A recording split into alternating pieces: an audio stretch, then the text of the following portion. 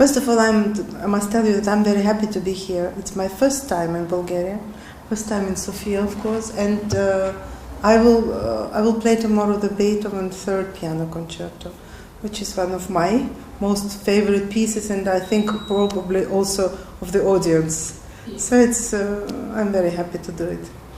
So it's your first time in Sofia. What do you think of our capital so far? Did you have the time to walk around? No, as soon as we finish this interview, I'm going for a walk. Okay, so we need to be fast. Okay, but Elena, what expectations do you have about the Bulgarian audience?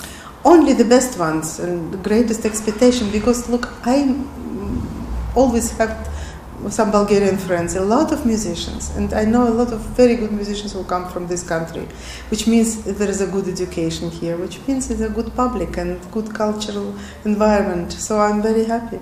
You know, probably later than normally one expects it to be, because I was born in a musical family, and so the music was something very natural for me.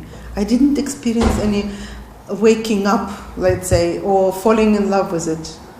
It was like eating and drinking and breathing for me, being in a musical family, doing music, studying it. And only, I would say, when I was 16 or something like this, suddenly I had like a pang, you know, suddenly I fell in love with a certain music and also with working and with making music myself. So it came rather late. I was studying it, but a real encounter with the music came late, and from this moment on, I'm constantly in a state of passionate affair with the music. It's like breathing the air. You know, when I don't make music for a long time, I get sad and I get uneasy and restless. Basically, I love to play and I love to work.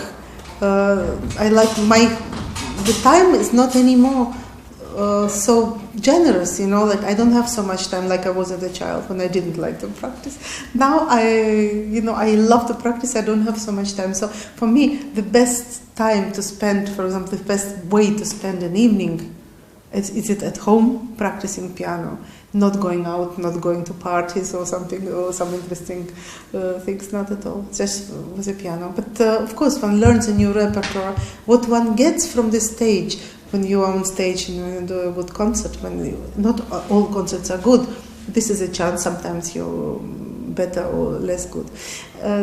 So what you get, it's incredible adrenaline and an incredible joy, which not comparable to anything else. Okay, and what inspires you? Well, the music inspires music, but also some of the literature, for example, something that you read, something you find out, some emotions, human emotions, and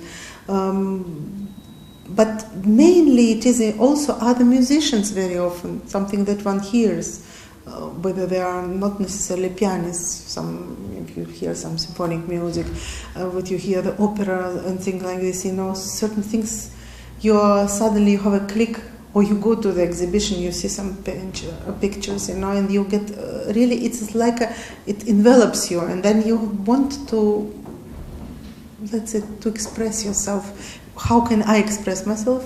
As a sound, music. Yes. So it's on piano. I'm playing now, this is the last in a row of concertos that I play now.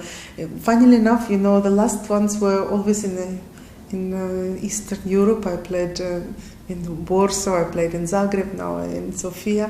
And then I go to play in France, a few concerts, and then this will be the end of the season. Some orchestral concerts, some chamber music, recitals, and so on. And then the next big thing, then some also concerts already in the end of August. So I still play in June, and then I have a free July. It is very nice. 1 month. Yes. Nice. It's great. Okay, and really last question.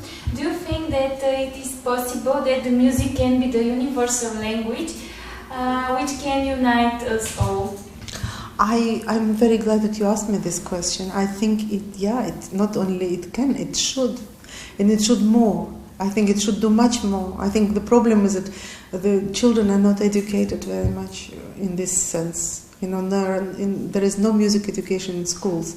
It should be like we do reading, like we do mathematics and things like this. Music should be part of education. It would make people better. It will make young people more intelligent, more thoughtful, and better people if they do music, all of them. So let's hope.